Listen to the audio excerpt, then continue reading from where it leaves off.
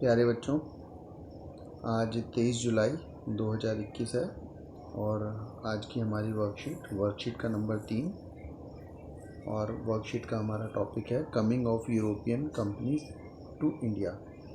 यूरोपीय व्यापारियों का भारत में आगमन, यानी जो यूरोप के व्यापारी थे, यूरोप की जो कंपनीज थी वो भारत में कैसे और कब आए। हम सबको पता है कि यूरोप के व्यापारी भारत के मसाले और सूती कपड़े को ख़रीदने के लिए आए थे। भारत के मसाले इतने अच्छे, गरम मसाला, काली मिर्च, लौंग, इलायची, जो कहीं भी नहीं मिलते, केवल भारत में मिलते हैं और जो खाने को टेस्टी बनाते हैं, उन मसालों को ख़रीदने के लिए विदेशी व्यापारी भारत में आते थे। और भारत की दूसरी खास बात, हमारा कॉटन टेक्सटाइल, सूती कपड़ा, जो कि भारत का सूती कपड़ा बारीक सूती से, बारीक सूत से, बारीक रुई से बना होता है, जिसका रेशा बहुत महीन होता है, बहुत पतला होता है। उसे ख़रीदने के लिए विदेशों से कंपनियां और लोग भारत आते थे। तो चलो हम लोग पढ़ना शुरू करते हैं। यहाँ पर हमें दिया गया है कि from the 1680 there started a craze start हुआ of printed Indian cotton textile in England and European, mainly for their exquisite floral design. बेटा, इंडिया के जो कपड़ा होता था ना, उस समय नीले रंग से रंगा जाता था, नील से, इंडिगो से, और बड़ा एक्सक्यूसिट होता था वो कपड़ा, बहुत सुंदर, और बहुत सुंदर फूल उसमें बने होते थे, फाइन टेक्सचर, उसका टेक्सचर बहुत फाइन होता था और सस्ता भी होता था। इतना अच्छा कपड़ा होता था सूती कपड़ा, पसीना बहुत अच्छे से सोखता है, गर्मियों में ठंडा रहता है, सर्दियों में गर्म रहता है। इतना अच्छा, इतना रिच होता था कि इंग्लैंड की क्वीन भी भारत के बने कपड़े पहनती थी। सोचो कितना रिच और कितना सोबर और दिखने में कितना अच्छा होता होगा कि रानी, किसी देश की रानी भारत के कपड़े पहन रही है। और इंडिया के कपड़े ने पूरे वर्ल्ड को डोमिनेट किया 18वीं सेंचुरी तक, 18वीं शताब्दी तक इंडिया के सूती कपड़े ने पूरे वर्ल्ड को डोमिनेट किया, पूरे वर्ल्ड पे राज किया। जैसे आज हम देखते हैं ना, चाइना का माल पूरी दुनिया पे छाया हुआ है, तो वो एक ज़माना था कि इंडिया का सूती कपड़ा, कॉटन टेक्सटाइल इंडिया का पूरे वर्ल्ड पे छाया हुआ था। और डच लोग, फ्रेंच, ब्रिटिश, ये लोग इंडिया आते थे और हमारे यहाँ से कपड़ा ख़रीद के ले जाते थे और अपने देश में जाके बेचते थे और बहुत पैसा कमाते थे। यहाँ से सस्ता ख़रीद के ले जाते थे और वहाँ पर बहुत महंगा बेचते थे। हिंदी में भी हम लोग देख लेते हैं, 1680 के दशक तक इंग्लैंड और यूरोप में छापेदार भारतीय सूती कपड़े की ज़बरदस्त मांग पैदा हो चुकी थी। इसकी खासियत क्या थी? आकर्षक फूल पत्ती, बारीक रेशे, सस्ती कीमत। इस वजह से भारतीय कपड़े की बहुत डिमांड थी। इंग्लैंड के अमीर लोग ही नहीं, खुद महारानी भी भारत में बने कपड़े पहनती थी, भारतीय कपड़े पहनती थी। 18वीं सदी के आने तक भारत के कपड़े का पूरी दुनिया के बाज़ारों पे दबदबा था। डच, फ्रेंच और यूरोप के व्यापारियों ने, उनकी कंपनियों ने भारत से कपड़ा खरीद के विदेशों में बेचने से बहुत पैसा कमाया, बहुत प्रॉफिट कमाया। अब हमें ना एक बेटा शर्ट का एग्जांपल दिया हुआ है कि उन्होंने पैसा कैसे कमाया। संयुक्त राज्य अमेरिका के एक व्यापारी ने भारत से कपड़ा खरीदा। क्या खरीदा भारत से? उसने कपड़ा खरीदा, और कपड़ा खरीदने के बाद कमीज़ खरीदी, और उसने अपनी कमीज़ की कीमत क्या रखी? $26, यानी 1200 रुपये। ठीक, 2600 रुपये रखी। तो अब हमें ना ब्लैंक भरने, ब्लैंक हमें दिए हुए हैं। ब्लैंक में हमने अपने लॉजिक से ब्लैंक को भरना है। संयुक्त राज्य अमेरिका के कमीज़ों के एक व्यापारी ने दिल्ली के वस्त्र निर्यातक से कमीज़ खरीदी। कितने रुपए के हिसाब से? कितने रुपए के हिसाब से उसने खरीदी होगी? फिर उसने प्रति कमीज संचार में, कुछ विज्ञापन में पैसा खर्च किया। उसके बाद लगभग प्रति कमीज इतने रुपए स्टोर में रखने, प्रदर्शन करने व अन्य मदों पर खर्च किए। इस तरह से इस व्यक्ति को कमीज की लागत 600 रुपये पड़ी। देखो, उसने 600 रुपये में पूरी पड़ी।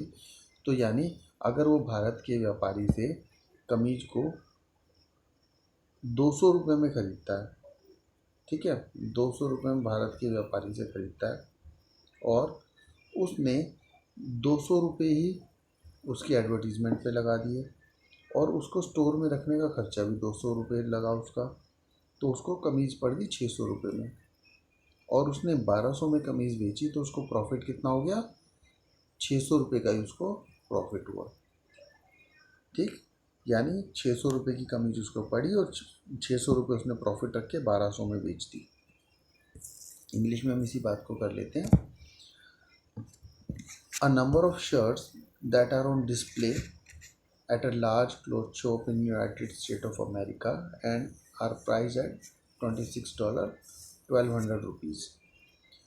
Use the diagram shown in the margin to fill the blanks below. The business person of United States purchased the shirt from the garment exporter in Delhi for rupees 200 per shirt. Then he spent how much amount? Let us see. देखो यहाँ पर उसने 200 रुपये में purchase की, 100 रुपये में storage, advertisement पे 300 रुपये। तो हम इसी के हिसाब से भरेंगे। उसने दिल्ली के व्यापारी से 200 में ख़रीदी और एडवर्टीजमेंट पे उसने 300 रुपये खर्च किए और स्टोरेज पे 100 रुपये खर्च किए। तो कुल उसका कितना खर्चा हो गया, 600 रुपये में उसको पड़ी और उसने जब 1200 की बेची तो उसे 600 रुपये का प्रॉफिट हो गया। ठीक, हम हिंदी में भी ऐसे अपडेट कर लेंगे कि उसने 200 रुपये की कमीज़ ख़रीदी और उसने 300 रुपये एडवर्टीजमेंट पे लगाए और 100 रुपये उसने उसके स्टोरेज पे लगाए, 1200 में बेच दी तो उसे 600 रुपये का प्रॉफिट हो गया। प्रॉफिट हुआ उसे 600 रुपये का। अब ऐसे हमें आगे दिया हुआ है कि भारत में जिस व्यक्ति ने कमीज़ बेची, निर्यातक ने, उसने 200 रुपये प्रति कमीज़ के हिसाब से उसने शर्ट को बोलते हैं कमीज़ बेची। उसने 70 रुपये तो कपड़े पे खर्च किए, 15 रुपये मज़दूर को दिए एक कमीज़ बनाने के लिए, 15 रुपये उसको अदर एक्सपेंसेस कार्यालय में खर्च हुआ। तो उसे कितने पैसे खर्च हुए, 15 प्लस 15 प्लस 70 कितने होते हैं बेटा ये, 15 और 15 370, 100। यानी भारत के व्यापारी को 100 रुपये में कमीज़ पड़ी और उसने 200 रुपये की बेच दी। तो भारत के व्यापारी का लाभ कितना हुआ, 100 रुपये। भारत के व्यापारी का 100 रुपये लाभ हुआ। चलो अब इंग्लिश में दोबारा देख लेते हैं हम इसे, तुम्हें जल्दी से अच्छे से रिवाइज हो जाएगा। इंडिया में जो एक्सपोर्टर था, गारमेंट एक्सपोर्टर, उसने 200 रुपये में उसको बेचा, 70 रुपये तो उसके शर्ट के कपड़े की कॉस्ट पड़ी, 15 रुपये उसने शर्ट को सिलने वाले को दिए और 15 रुपये उसे ऑफिस एक्सपेंसेस पड़े। तो यहाँ पर 70 प्लस 15 प्लस 15 ये कितने हो गए हमारे, 100 रुपये। बेची उसने 200 रुपये की, तो 200 रुपये में से 100 रुपये लेस हुए, कितने हो गए, 100 रुपये। तो यानी भारत के व्यापारी ने एक शर्ट पे 100 रुपये कमाए और अमेरिका के व्यापारी ने एक शर्ट पे कितने कमाए थे, 600 रुपये। सोचो, बनाने वाले को तो 15 ही मिल रहा है, जो बनवा रहा है और सारा खर्चा जो कर रहा है उसे 100 रुपये बच रहे हैं, और जो बनी बनाई शर्ट खरीद के बेच रहा है उसे 600 रुपये बच रहे हैं। देखा, बाहर के व्यापारी हमारे भारत से सामान खरीद के कैसे ज़्यादा प्रॉफिट कमाते हैं। अब हमें यहाँ पे क्वेश्चन दिया गया है, identify the importer and exporter in cotton textile trade between England and India till 18वीं सेंचुरी। 18वीं शताब्दी तक भारत के सूती कपड़ा बेचने वाले और ख़रीदने वाले देश को पहचानना है। देखो, ख़रीदने वाला देश तो था अमेरिका, USA, इंग्लैंड और फ्रांस। ठीक, ऊपर देखो दिया हुआ है हमें कौन कौन से देश हमारे देश से कपड़ा खरीदते थे, डच, फ्रेंच, अन्य यूरोपीय व्यापारी। ठीक, डच, फ्रेंच, अन्य यूरोपीय व्यापारी। इसमें हमें पता है कि इंग्लैंड के व्यापारी तो थे ही थे और भी बहुत सारे देशों के व्यापारी थे जो भारत में कपड़ा खरीदने के लिए आते थे। यहाँ पर हमारा इसमें हो गया डच, फ्रेंच, ब्रिटिश। और एक्सपोर्टर कौन था, एक्सपोर्टर तो इंडिया ही था, जो बेचने वाला था वो एक्सपोर्टर इंडिया ही था। सेकंड क्वेश्चन पे आ जाते हैं कि भारत के सूती कपड़े की इतनी ज़बरदस्त डिमांड के क्या कारण थे, what were the reason for this ट्रेमेंडस demand. ये कारण हमें ऊपर दिए हुए हैं कि भारत के कपड़े की क्यों डिमांड ज़्यादा थी। ये देखो क्लियर कट यहाँ पर लिखा हुआ है, for their exquisite floral design, fine texture and relatively cheapness. सस्ते थे, टेक्सचर बहुत अच्छा था और उनके डिज़ाइन बहुत अच्छे थे। हिंदी में भी हम इसी चीज़ को देख लेते हैं।